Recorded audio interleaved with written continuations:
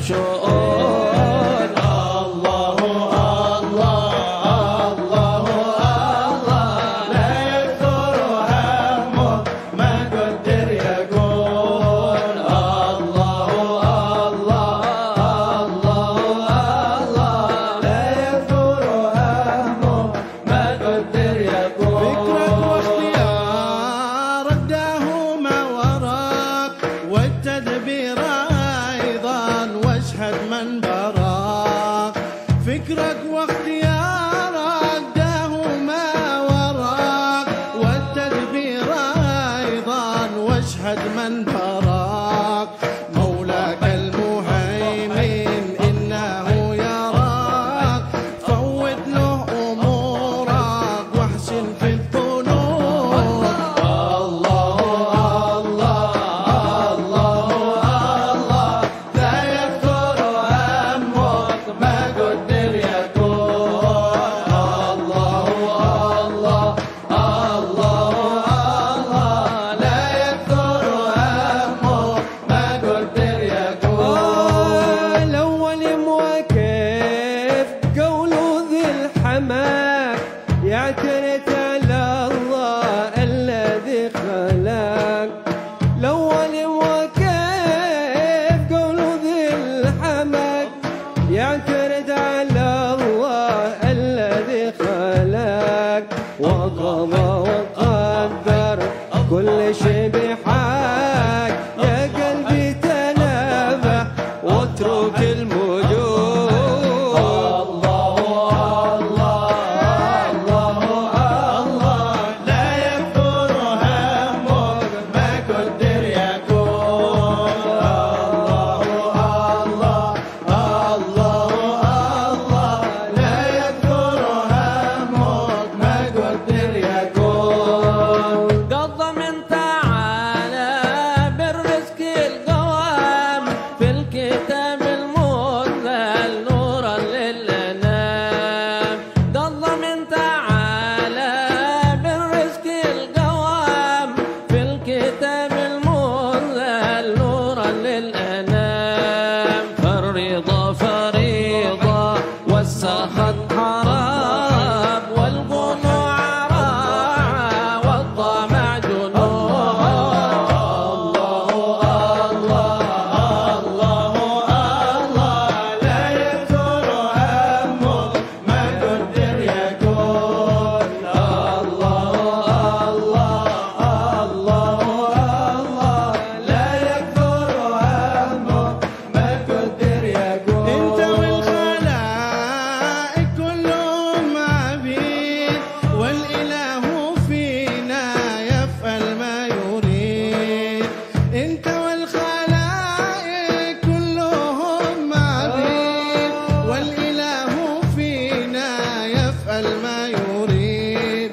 همك واتمامك ويحك ما يفيد. القضاء تقدم فاغنم السطور. الله الله الله لا يكثر همك ما قدر يكون. الله الله الله لا يكثر همك ما قدر يكون. الذي لغيرك لا يصل إليك والذي قسم لك حاصل لديك. الذي لغيرك لا يصل إليك والذي قسم لك حاصل لديك. فاستغل بربك والذي عليك في فرض الحقيقة والشرع المصون. الله الله الله لا يكثر همك ما قدر يكون. الله الله الله لا يكثر همك ما قدر يكون.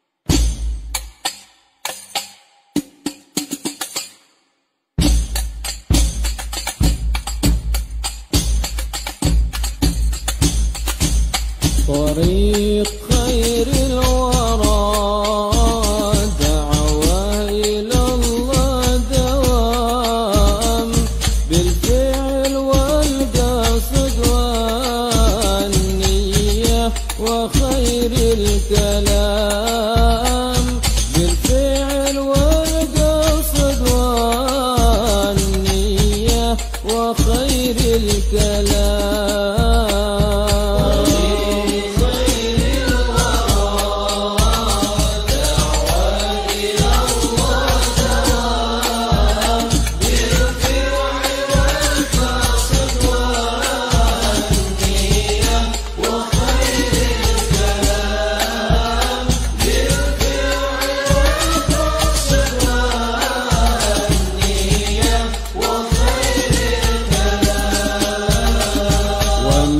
تبع للنبي يرقى إلى على مقام هيا انشروا يا جماعة دعوة في الأنام بالشرق والغرب والبكرة وجنح الظلام وأبذل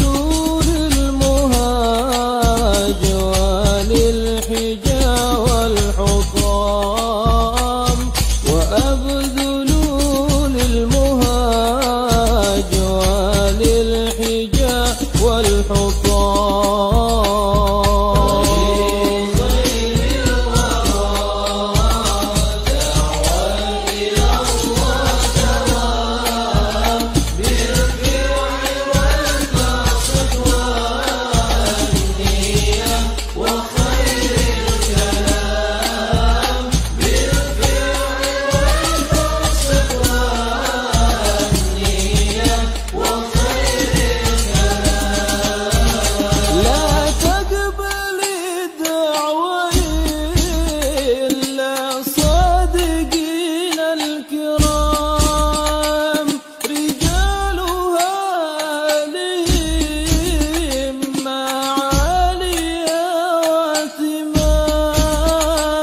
يقفون سعي النبي إمام بعده إمام قاموا بحق الرسالة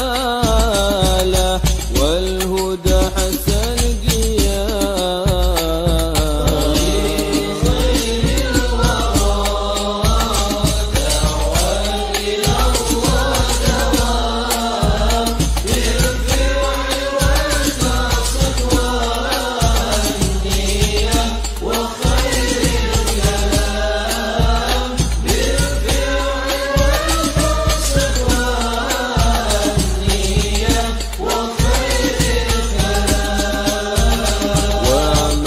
بهم سعيد ينال فوق المرام في دار هذه وفي البرزخ ودار السلام يا إخوة صدق هال من له بربه يام يشتاق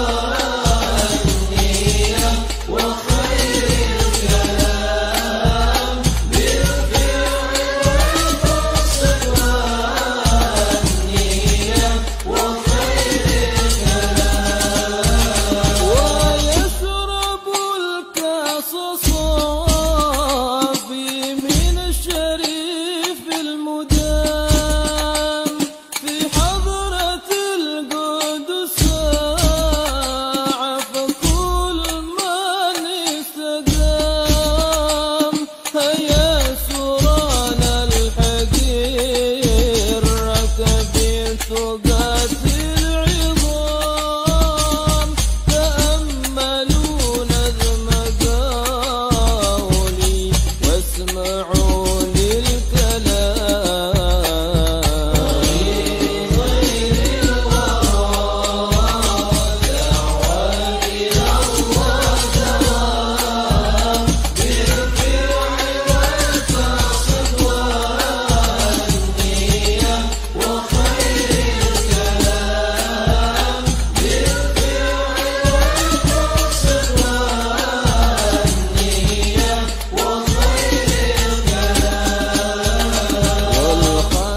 صلوا على من به يزول الظلام مرامنا هو أعظم بالنبي من مرام عليه من ربنا أذكى الصلاة والسلام والآل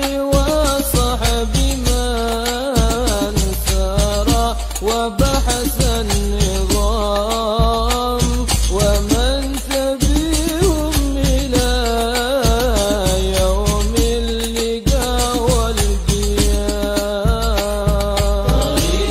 طريق خير الورى دعوة إلى الله دوام بالفرع والمقصد والنية وخير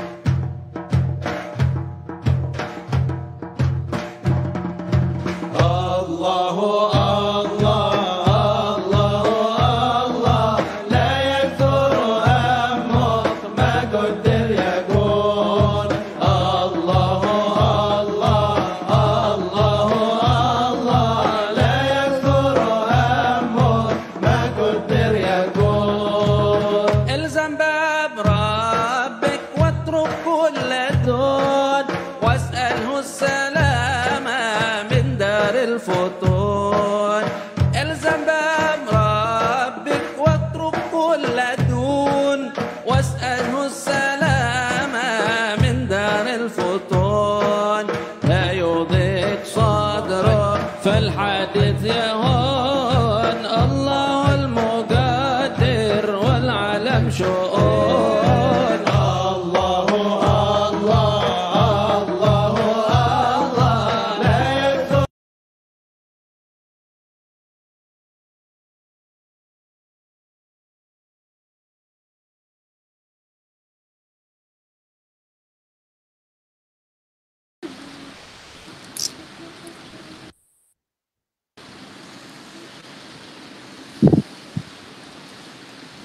بسم الله الرحمن الرحيم. الحمد لله رب العالمين، والصلاة والسلام على أشرف الأنبياء والمرسلين سيدنا محمد وعلى آله وصحبه أجمعين. أما بعد، نوينا التعلم والتعليم، تذكر والتذكير، النفع والانتفاع والإفادة والاستفادة والحث على التمسك بكتاب الله وسنة نبيه والدلالة إلى الخير والدعاء إلى الهدى ابتغاء مرضات الله وقربه وثوابه.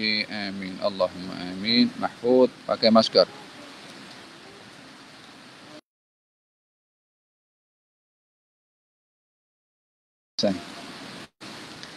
Tayyib, kita teruskan pengajian Rawhah. Alhamdulillah pelajar sudah kembali ke madrasah. Ahlan wa sahlan bikum fi madrasati at-tazkiyah. Nas'al Allah subhanahu wa ta'ala an yarzuqana wa iyyakum kamal at-tazkiyah zahiran wa batinan ya rabbal alamin, wa an yukrimana wa iyyakum barakat Ramadan wa shaum Ramadan wa qiyam Ramadan wa tadarus Ramadan wa adhkar Ramadan ya rabbal alamin, wa kullama akramta wa wada'ta fi Ramadan min al-khair Allahumma aghfir lana al-hadza min dhaka al-khair ya rabbal alamin. Alhamdulillah. Kita teruskan rawahah kita sampai kepada babuz zakat.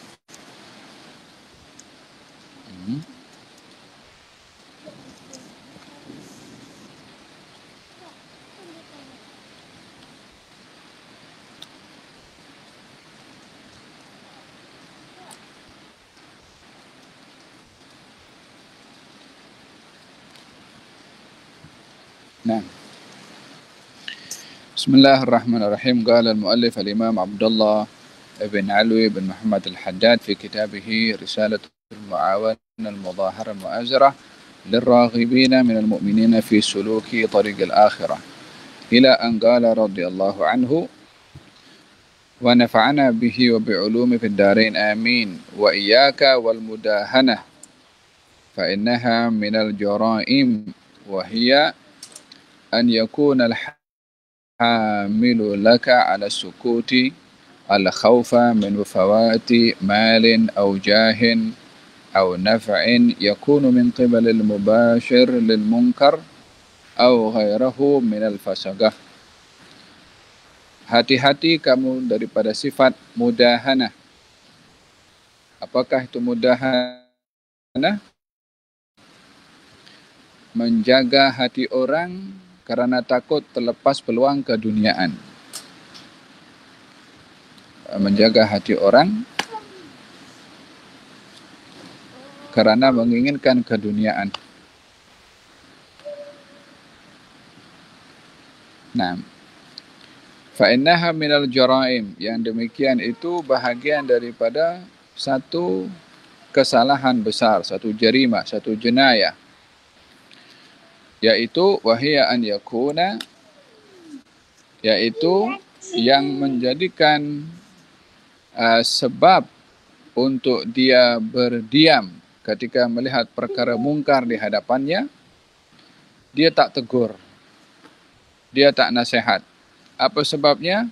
Al-khawf min fawatil mal. Karena khawatir dia akan kehilangan keduniaan. Aujah, atau kedudukan. Aw naf'in yakunu min qibalil mubashir, atau manfaat yang kita boleh dapat daripada orang yang berbuat maksiat itu. Hada bahagian daripada yang dilarang. Apakah itu? Al-mudahana. Al-mudahana yakni menjaga perasaan orang karena bermaksud keduniaan, baik itu harta atau tahta atau kedudukan. Seperti kalau melihat seorang minum arak, kalau kita ada di situ, maka kalau orang yang minum arak ini ditegur, nanti saya tak dapat hadiah daripada dia. Nanti saya tak diberi projek oleh dia. Nanti saya tak naik pangkat karena dia adalah bos saya. Maka dia diam. Berdiam terhadap perkara yang mungkar ini dengan maksud menginginkan harta atau tahta, namanya mudahanah dan hukumnya adalah dosa. Berbeza dengan orang yang kalau dia melihat perkara yang mungkar, lalu dia diam, karena khawatir kalau dia tegur, dirinya akan dibunuh. Kalau dia tegakkan perkara yang hak di hadapan orang yang berbuat mungkar, khawatir keluarganya akan diculik. Khawatir family-nya akan disakiti. Maka dengan begitu, dia berdiam diri karena khawatir perkara mudarat menimpa kepada dirinya. Ini adalah yang diperbolehkan seperti diuraikan oleh Imam Al-Haddad sebelum ini. Faham tom? Jadi mencegah kemungkaran itu bila mana tidak dilakukan, atau orang yang berdiam diri daripada perkara yang mungkar, maka dilihat sebabnya itu apa. Kalau dia berdiam diri daripada perkara yang mungkar karena khawatir mudarat itu menimpa kepada dirinya, maka dalam hal ini dia boleh untuk berdiam diri. Harus untuk berdiam diri. Tetapi bila kemungkaran itu dilakukan di hadapannya dan dia berdiam karena khawatir keluarganya akan diculik, akan dibunuh, atau orang lain akan terkena mudarat, maka dalam hal ini dia wajib untuk dia berdiam. Kerana ingin menjaga keselamatan orang ramai. Dan yang ketiga, bila kemungkaran yang berlaku di hadapannya dia diam.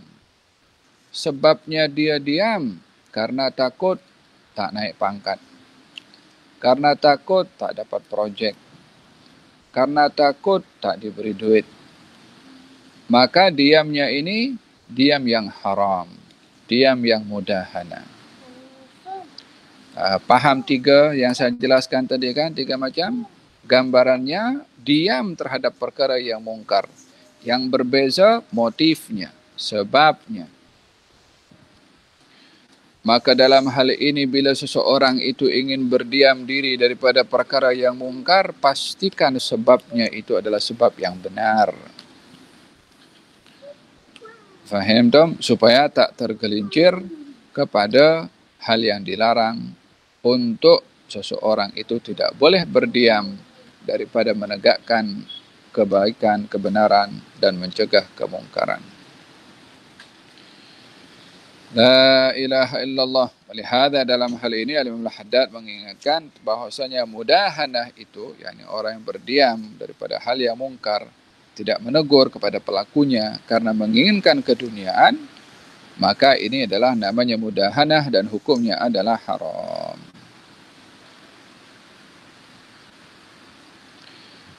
Faham tak? Oleh sebab itu ketika berlaku zaman fitnah, setelah pemerintahan para khulafa ar-rasyidin, ramai daripada mereka para ulama yang berdiam. Bahkan ada di antara mereka yang menyikapi dengan mudarah. Apa itu mudarah? Mudarah itu berbuat baik atau menjaga keadaan untuk keselamatan agama. Itu perkara yang digalakkan. Kalau mudahana, menjaga hati untuk kepentingan keduniaan. Kalau mudarah adalah menjaga hati atau berbuat baik kepada orang, tujuannya untuk menjaga keselamatan diri dan juga agama dari kemudaratan orang itu. Ini namanya mudarah. Jadi perbezaannya mudarah dan mudahana halus saja. Sama-sama jaga hati orang, tapi sebabnya dan motifnya berbeza. Kalau mudahana, jaga hati untuk dapat dunia. Kalau mudarah, jaga hati untuk menjaga agama, untuk menjaga diri daripada bahaya orang itu. Faham tak? Walihada dalam hadis Nabi Muhammad sallallahu alaihi wa ala wasallam, beliau ketika didatangi oleh seorang yang dia selalu menyakiti orang lain, selalu mengganggu orang lain. Namanya Uyainah ibn Husain. Ketika datang ke rumah baginda Rasulullah, Nabi mengatakan orang ini adalah berasal daripada keluarga orang yang buruk. yakni orang ini buruk dari keluarga ini. Maksudnya perangai lah. Tapi Nabi ketika jumpa dengan dia, Nabi sambut dengan elok, dengan mesra, dengan baik, dengan ceria. Maka setelah orang itu pergi, Siti Aisyah bertanya, "Ya Rasulullah, tadi engkau kata orang ini begitu, yakni sifatnya tidak baik. Tetapi engkau layan dia dengan elok. Macam tak kena apa yang Nabi kata di hadapan Siti Aisyah dan apa yang Nabi tunjuk kepada lelaki tersebut." Kata baginda Rasulullah, inna syarran nas man wada'ahu an-nas ittiqa'a fuhsyih. Seburuk-buruk orang itu yang orang lain itu mengelak daripada bahayanya, yang ditinggalkan orang itu karena mengelak daripada bahayanya, tak mau dekat dengan orang itu karena khawatir terkena bahaya orang itu. yakni khawatir orang itu melakukan satu kemudaratan, so kita berpura-pura berbuat baik untuk tak kena kejahatan orang itu, keburukan orang itu. Katalah kalau orang itu suka ganggu orang, suka kasih pecah rumah orang, suka kasih pancit tayar orang, kerjanya macam tu. So supaya rumah kita tak kena pecah, supaya kereta motosikal kita tak kena gangguan daripada orang itu, kita berbuat baik kepada dia, hantarkan makanan, kadang-kadang bagi duit. Apa tujuannya? Untuk terselamat daripada bahaya orang itu. Ini namanya mudarah.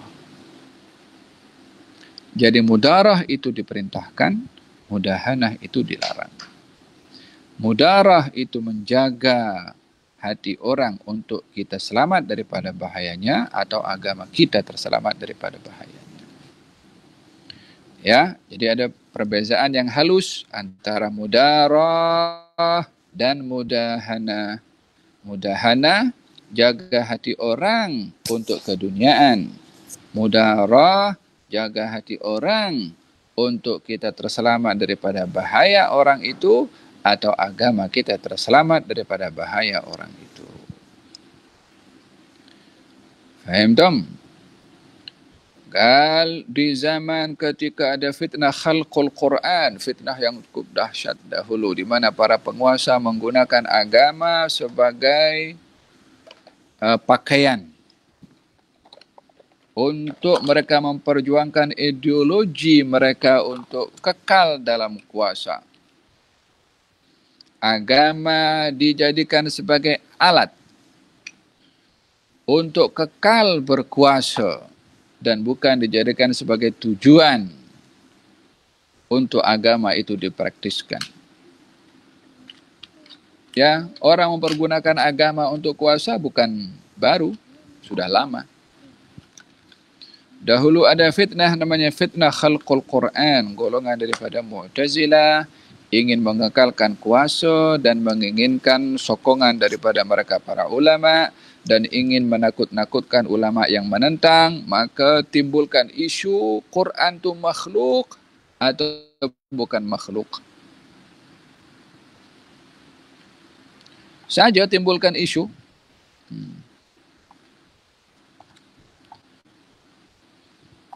Macam zaman kita sekarang, orang-orang yang dia tak mau menggunakan waktunya untuk beribadah full, suasana tenang Ramadan, timbulkan macam-macam isu. Sikit isu capal, sikit lagi capal tu boleh pakai kad songkok, tak boleh pakai kad songkok. Isu sejadah, gambar Kaabah, gambar Qubah. Lepas tu isu bacaan Quran laju tak laju. Isu qaf dengan gaf. Komen dekat Facebook.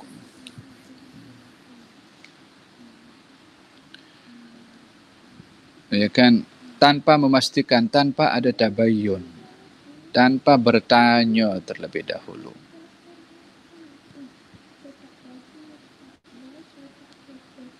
Di antara sifat seseorang itu nampak dia tidak memiliki wawasan dalam ilmu, kalau suka menghukum dengan sekedar melihat atau mendengar. Nampak dia cetek dalam ilmunya. Nampak tidak bijaksana. Walaupun graduate daripada mana-mana university. Kita perlu ada at-tabayyun. Perlu bertanya terlebih dahulu. Betul ke orang kalau baca Quran laju itu solatnya batal? Sebatas mana yang dikatakan solat itu kalau bacaannya laju batal atau tidak? Jangan pula kita jadi jadi penentu kepada hukum salat sah atau tidak, seakan-akan kita mendapat mandat daripada Tuhan untuk menentukan bacaan siapa yang betul, bacaan siapa yang tak betul. Salat siapa yang sah, salat siapa yang tak sah. Macam akhir-akhir ini ditimbulkan isu macam-macam. Tabayun dulu, tanya dulu, discuss dulu. Dan di dalam kita berbeza di dalam dalam memahami sesetengah perkara dalam hukum hakam, bukan kita orang pertama yang berbeza. Daripada dulu pun kita berbeza. Ulama-ulama pun cara memahami pun berbeza. Faham Tom? Jadi tidaklah menjadikan kita seakan-akan mendapat otoriti daripada Tuhan untuk menentukan solat ini sah, solat fulan tak sah. Bacaan ini betul, bacaan ini tak betul. Macam kita dah dapat kontrak daripada Allah Subhanahu Wa Taala untuk tentukan siapa yang betul, siapa yang tak betul. Faham Tom? Itu ditarim bacaan-bacaan yang ada qaf atau bacaan dibaca gaf. Yang membaca tu adalah bukan calang-calang orang yang hafal Quran, orang yang ada institusi pendidikan tinggi. Kalau yang baca tu dengan bacaan itu bukan hanya di zaman sekarang, sebelumnya pun yang ketika itu ramai juga para ulama yang pernah satu masa ada satu kabilah dalam satu masa, lebih kurang satu kabilah ini dikenali dengan ilmu, sehingga daripada mereka saja satu kabilah ini ada 300 orang yang layak untuk jadi mufti. Itu pun bacaannya juga dengan bacaan yang ada sekarang. Takkan seramai itu ulama itu semuanya teruk sangat sehingga kita yang hidup di zaman sekarang baru graduate daripada first degree lalu akan menghukum soalnya tak sah, soalnya tak betul dan lain-lain seperti diketengahkan baru-baru ini. Tidak salah untuk berpendapat, tetapi untuk menghukum tidaklah manis sebelum untuk bertabayun terlebih dahulu, lebih-lebih lagi kepada mereka yang memiliki ilmu juga. Tabayun itu perlu, bukan menghukum sebelum bertabayun. Faham Tom? Hada berkenaan dengan isu-isu yang selalu berbangkit yang perlu untuk kita berhati-hati. Wa idza ja'ahum amrun min al-amni aw al-khawfi adha'u bihi walau radduhu ila ar-rasuli wa ila ulil amri minhum la'alimahu alladhina yastanbitunahu minhum. Kalau ada berita tentang peperangan atau keamanan, mereka langsung sebarkan. Tanya dulu, pastikan dulu, kembalikan kepada orang yang ahli dulu. Janganlah tangan kita gatal nak sebarkan maklumat melalui alat-alat teknologi tanpa kita memastikan terlebih dahulu berita itu benar atau tidak. Faham tu? Ada berkenaan dengan bagaimana seseorang perlu berhati-hati. La ilaha illallah. Ada berkenaan dengan isu yang pernah berlaku di zaman dahulu ya. Isu tentang nak tahu ini ulama ni ikut grup mana. Zaman tu lah, ni zaman tu. Ulama ramai. Hanya pihak berkuasa masa itu nak tahu. Ini ramainya ulama nak tahu ulama ini grup mana. Grup A ke, grup B ke, grup mana. So untuk dapat tahu, timbulkan isu. Apa isunya? Quran tu makhluk atau bukan makhluk? Ulama-ulama penguasa berpendapat itu Quran makhluk. So dia nak tahu ulama yang lain ni sokong ulama berkuasa ke atau tidak. So dia panggil ulama-ulama. Quran makhluk atau bukan makhluk? Dia tak. Semuanya tak ada kena-mena langsung dengan kata makhluk bukan makhluk. Semua percaya Quran. Hanya nak tahu je ini ikut grup mana, ikut puak mana. Maka yang kata bukan makhluk masuk penjara. Imam Ahmad masuk penjara. Ramai ulama masuk penjara. Apa pasal? Pasal kata Quran bukan makhluk. Yang kata Quran makhluk, oh bagus, ini sokong. Ada pula pihak yang ketiga daripada mereka para ulama yang berpura-pura mengatakan ianya makhluk walaupun hakikat di dalam mengatakan Quran adalah kalamullah. Apa sebabnya mereka berpura-pura?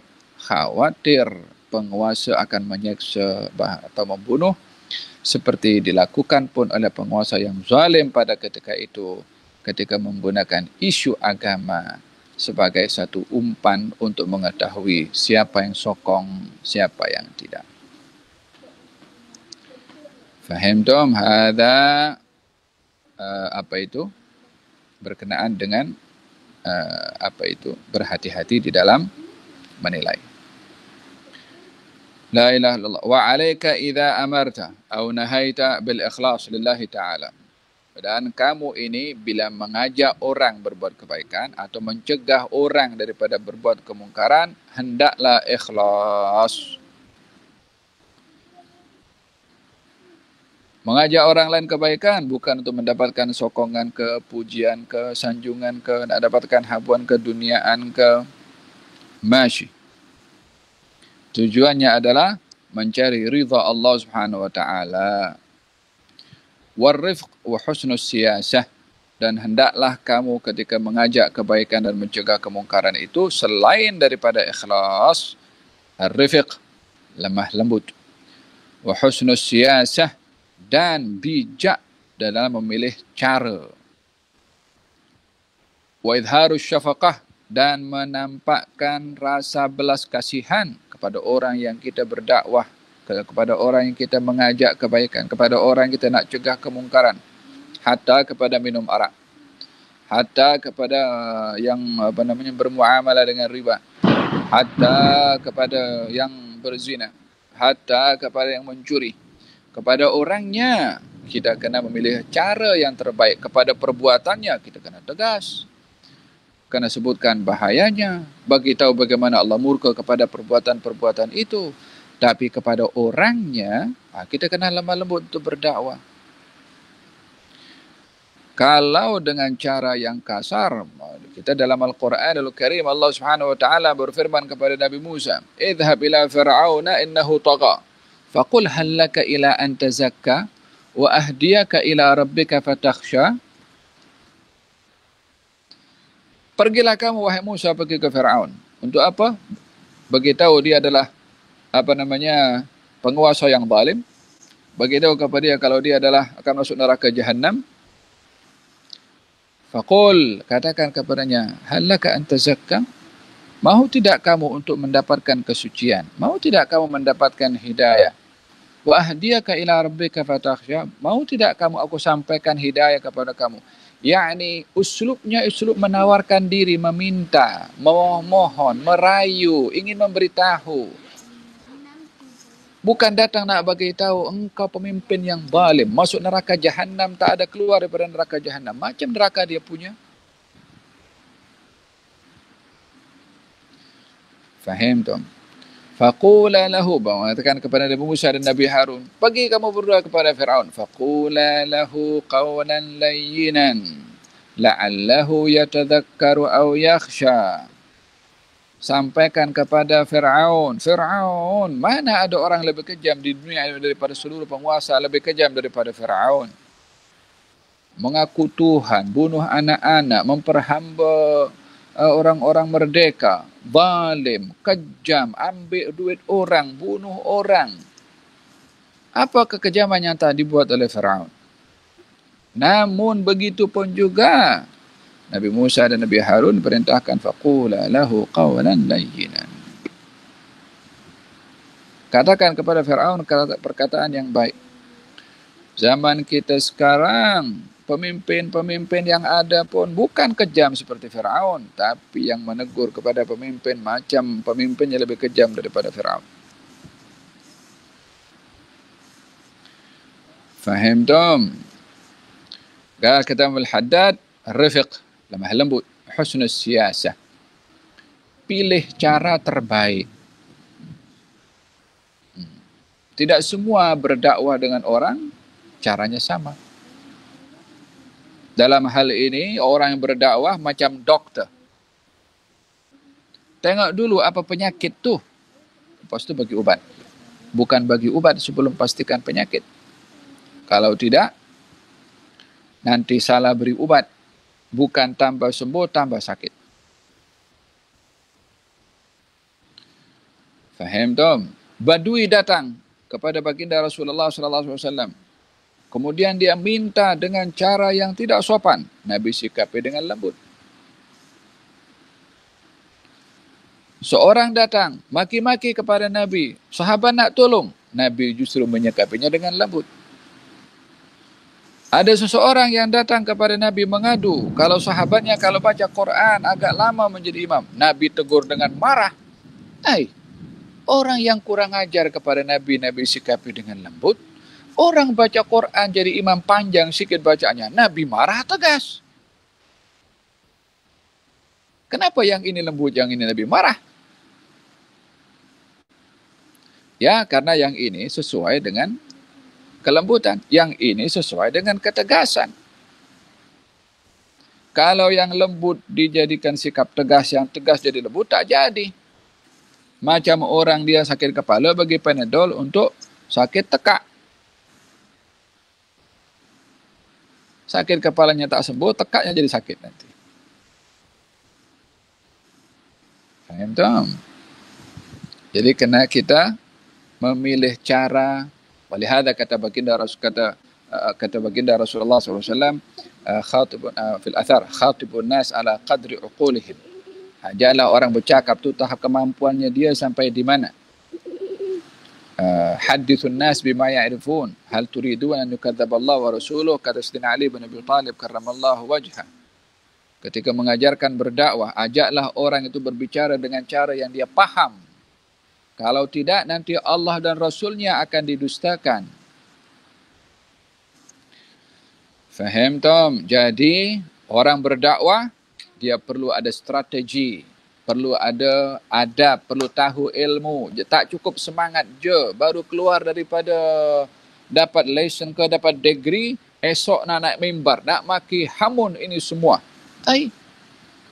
Awak kena maki hamun dulu sebelum yang lain kena maki hamun nanti. Faham tom?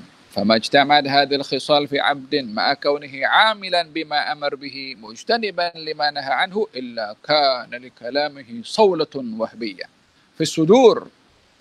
Orang yang dia terhimpun kepadanya perkara ini, apa itu perkara tadi? Ikhlas,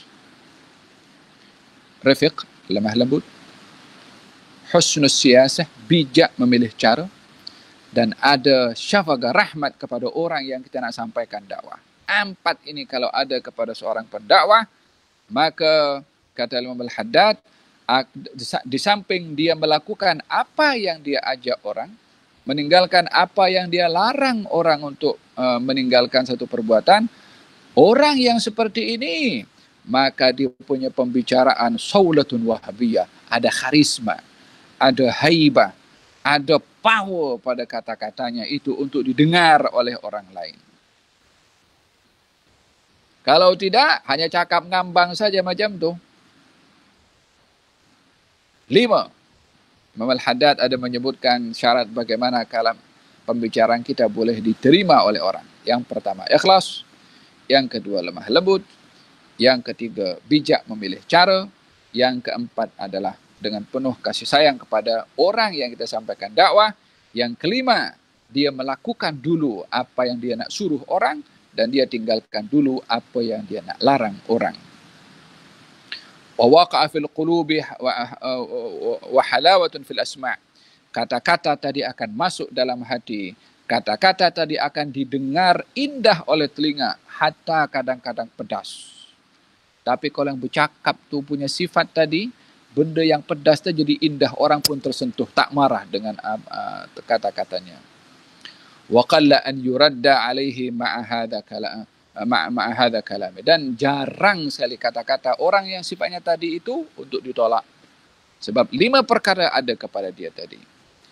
Wa kullu man tahaqqaq bi muraqabatillahi wa tawakkul alaihi wa takhallaqa birrahma ala ibadihi lam yaqdir an yamlik nafsahu 'inda musyahadatil munkar hatta yuzilahu aw yuhala bainahu wa baina dhalika bima la qudrata lahu ala daf'ih. Orang yang dia sentiasa merasa diawasi oleh Allah dan memiliki ketergantungan kepada Allah dan juga memiliki sifat rahmat kepada seluruh hamba Allah, orang seperti ini tak akan mungkin diam kalau melihat benda yang mungkar, melainkan dia berusaha untuk mencegahnya. Apa sebabnya? Karena dirinya tahu orang berbuat mungkar ni akan kena hukum oleh Allah. Dia kasihan kepada orang tadi. Macam mana akan membiarkan orang itu dihukum oleh Allah dengan berbuat mungkar? Melainkan akan dicegah oleh orang itu agar supaya orang tersebut tidak berbuat mungkar. Jadi orang yang mencegah orang lain berbuat mungkar tu sebetulnya kasihan kepada orang yang berbuat mungkar. Supaya dia terselamat daripada hukuman Allah Subhanahu Wa Taala. La ilaha illallah. Hadha beberapa kata-kata yang disampaikan oleh Imam Abdullah bin Al-Haddad. Nafa'ana Allah bihi wa ulumi fid darain. Amin. Sungguh indah kata-katanya mengingatkan kepada kita untuk tidak bersikap mudahanah. Saya sudah jelaskan. Mengingatkan kepada kita supaya kita bersikap mudarah, yakni supaya kita memiliki sifat untuk bijak dalam bergaul dengan orang lain dan menjadikan matlamat itu adalah kerana kebaikan untuk agama. Dan kita diajak oleh Al-Haddad untuk memiliki 5 kriteria untuk menjadi pendakwah: ikhlas, lemah lembut, bijak memilih cara, menampilkan rasa kasih sayang kepada orang yang kita berdakwah, dan kita menjadi orang pertama yang melakukan apa yang kita ajak orang lain dan kita larang kepada orang lain. Moga-moga Allah Subhanahu Wa Taala anugerahkan kepada kita ikhlas, ar-rifiq, husnul siyasa, idharus syafaqah, imtithalul amr, wajtanabun nawahi. Moga-moga Allah Subhanahu Wa Taala jaga kita semua daripada tergelincir dengan isu yang berlaku, untuk tidak hanyut dalam isu sehingga buang masa ikut dalam isu, sementara kita perlu di suasana Ramadan berzikir, bermudarasah, tadarus, bertafakkur, berdoa, bermunajat kepada Allah Subhanahu Wa Taala. Moga-moga Allah Subhanahu Wa Taala berikan kepada kita sihat wal afiat, ahli keluarga kita, anak-anak kita dijaga oleh Allah Subhanahu Wa Taala, dan moga-moga Allah Subhanahu Wa Taala berikan taufik dan hidayah kepada pelajar-pelajar madrasah dan kepada semua yang hadir dalam acara Rauha ini, dan moga-moga Allah Subhanahu Wa Taala jadikan puasa kita diterima oleh Allah, puasa yang membawa kesan kepada diri kita dan untuk meraih ketakwaan kepada Allah Subhanahu Wa Taala. Amin Allahumma amin. Bisirril Fatihah wa ila hadratin Nabi Muhammad sallallahu alaihi wasallam. Fatihah.